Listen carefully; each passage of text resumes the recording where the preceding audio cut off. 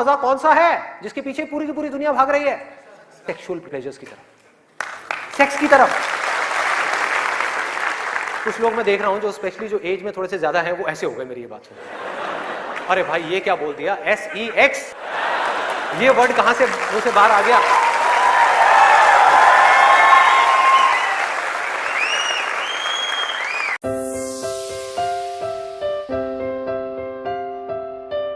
Sex में मजा है या नहीं है?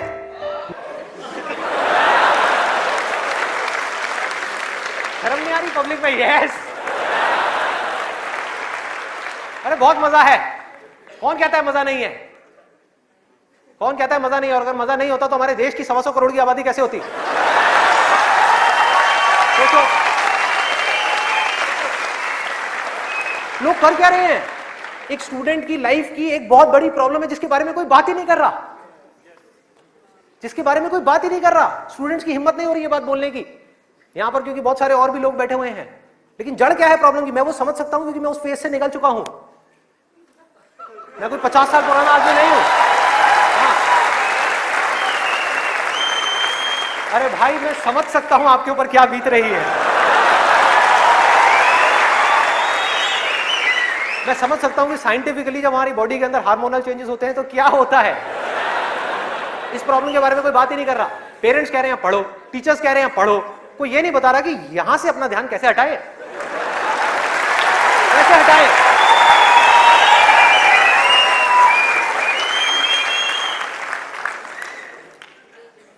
अब वो भी क्या बताएंगे, वो खुद अपना ध्यान नहीं हटा पाए वहां से।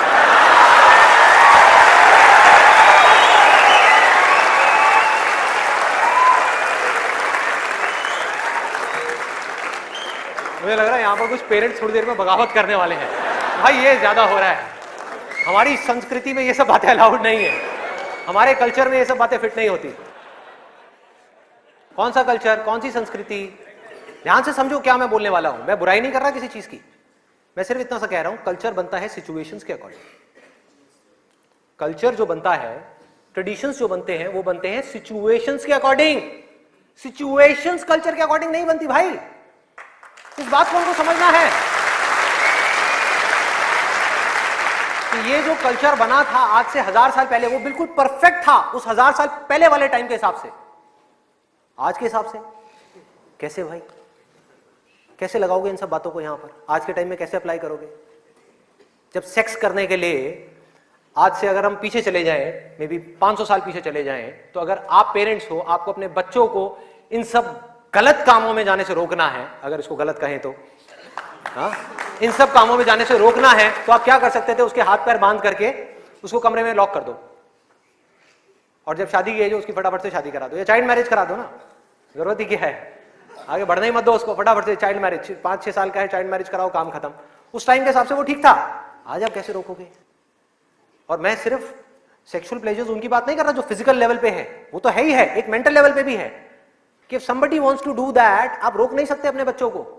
उनके मोबाइल में, उनके लैपटॉप में, उनके कंप्यूटर में उनको सिर्फ कुछ बटन दबाने हैं, और बटन दबाने के बाद में अपने दिमाग में जो वो चाहे वो कर सकते हैं, उनको कोई नहीं रोक सकता।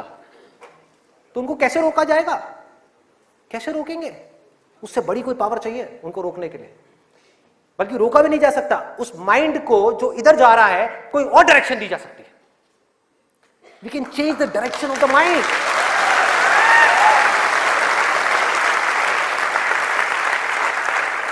ये पावर इतनी बड़ी है कि इसको कंट्रोल नहीं किया जा सकता, इसको रोका नहीं जा सकता, इसकी डायरेक्शंस को चेंज किया जा सकता है, माइंड की एनर्जी इसको कहीं और लगाया जा सकता है।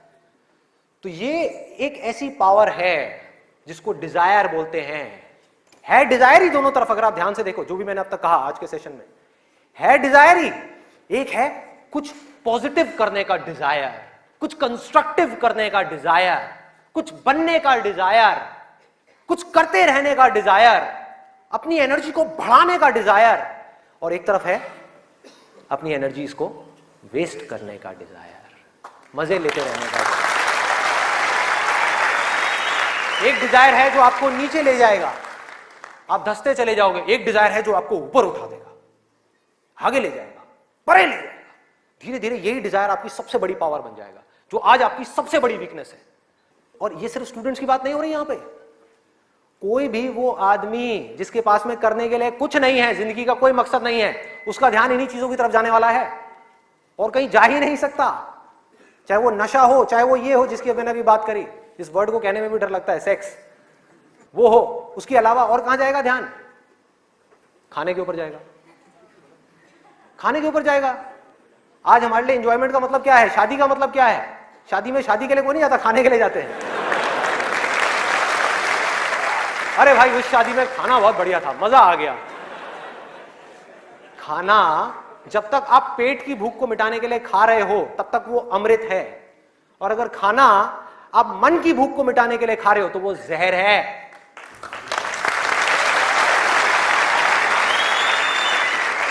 ये सारी बातें हमको पता है अंदर तक, लेकिन जड़ क्या है?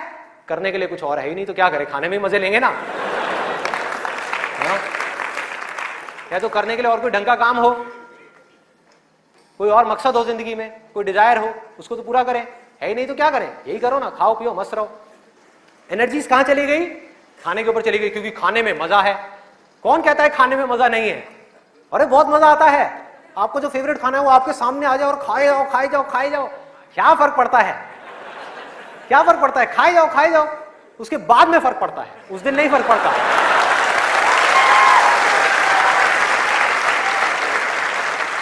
जिस आदमी की बॉडी ठीक काम नहीं कर रही, उसका माइंड किसी भी हाल में ठीक काम कर ही नहीं सकता, हो ही नहीं सकता, इम्पॉसिबल।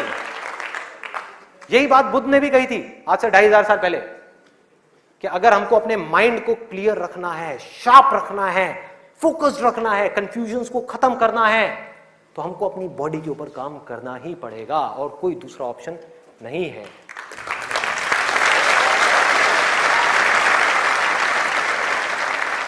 एनर्जीज को सही डायरेक्शन देनी है।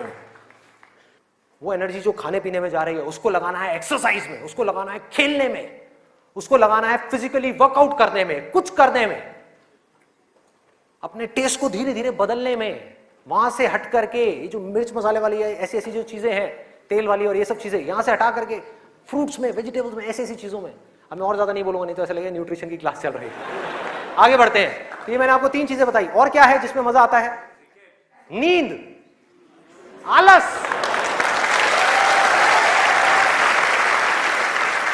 सोने में बड़ा मजा आता है। सोते रहो, रिकॉर्ड बनाते रहो। नींद अगर आप लिमिट में लो तो बहुत बढ़िया है, अमृत है, और जरूरत से ज्यादा लो तो जहर, जहर। और क्या है इसके अलावा? कॉमेडी। अब ये बात बड़ी अजीब लग रही है सुनने में, लेकिन ध्यान से समझना। बोलते हैं laughter is the best medicine, सच है, बट मेडिसिन की भी एक लिमिट होती है।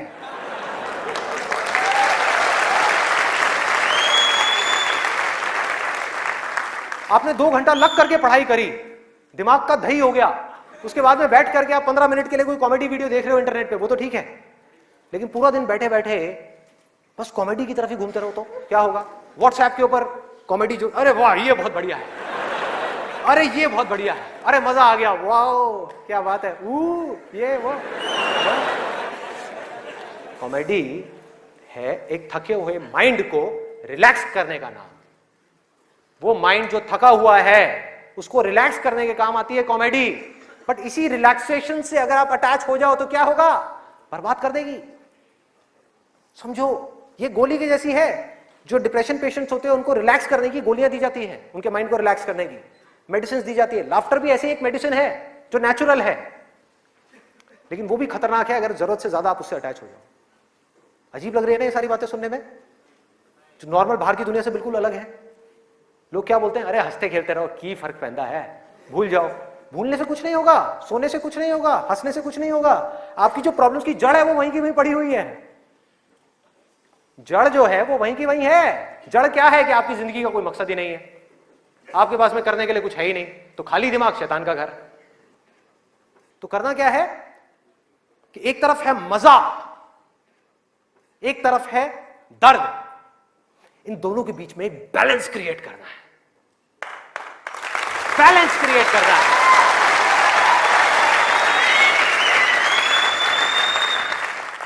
मैं ये नहीं कह रहा कि सिर्फ ये करना है या सिर्फ वो करना है, नहीं, दोनों के बीच में बैलेंस क्रिएट करना है। अरे मैं भी मूवीज देखता हूं, मैं भी बहुत कॉमेडी शोज देखता हूं, मैं भी बहुत मजे करता हूं, अपनी जिंदगी को खुल करके जीता हूं, लेकिन साथ साथ में बैलेंस क्या है कि वो काम जो करना जरूरी है, उसको करने के लिए जो मैं करना चाहता हूं, चाहे उसको करने में कितना भी दर्द क्यों ना हो, उस दर्द को सहने के लिए मैं तैयार हूं।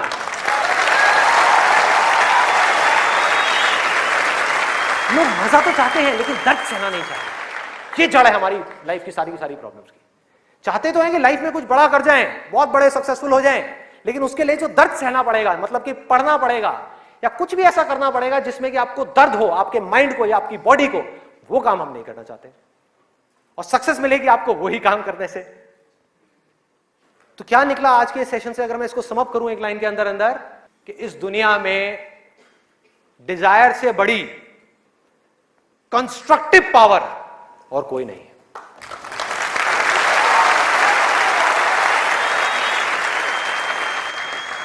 सब कुछ बदला जा सकता है अपनी जिंदगी में भी और इस पूरी दुनिया में भी।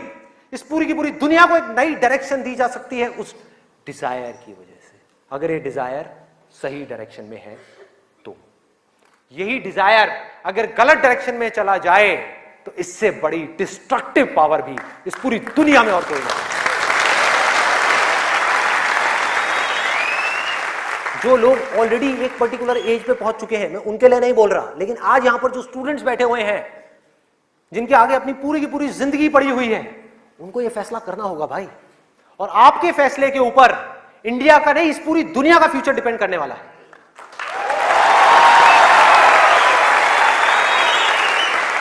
आपका फैसला सिर्फ आपकी जिंदगी नहीं बदलेगा, अरे इस पूरी दुनिया को बदल देगा। क्या फैसला करोगे आप? किसको चुनना है और किसको छोड़ना है, किसको लिमिट में करना है और किस तक जाना है। जिस तक जाने में डर लग रहा है, उस डर को फेस करना है, उस दर्द को सहना है। कैसे? तो अंदर से सिर्फ एक चीज बोलते रहना है, सिर्फ एक लाइन, कि मुझे जिंदगी में कुछ करना है, मुझे कुछ करना है, मुझे कुछ करना है, मुझे कुछ करना है, मुझे कुछ करना है, मुझे कुछ करना है, मुझे कुछ करना है, मुझे कुछ करना है, मुझे कुछ करना है, मुझे कुछ करना है, मुझे कुछ करना है, मुझे कुछ करना है, मुझे कुछ करना है, मुझे कुछ करना है, मुझे कुछ करना है, मुझे कुछ करना है, मुझे कुछ करना है, मुझे कुछ करना है, मुझे कुछ करना है, मरते दम तक करना है, करते रहना है, चाहे कुछ भी हो रहा है, मुझे करते रहना है, मुझे हार नहीं माननी, मुझे कुछ करना है, मुझे कुछ करना है, मुझे कुछ करना है, इसको छोड़ना नहीं है, इसको पकड़ करके रखना है। आसान है, बहुत आसान है। अंदर से जिस दिन आ गया ना कि मुझे कुछ करना है और वो करना भी आसान है, अरे तो कौन रोकेगा आपको भाई? सोचो, बढ़ो आगे। मेरा टाइम गया, आपका टाइम शुरू।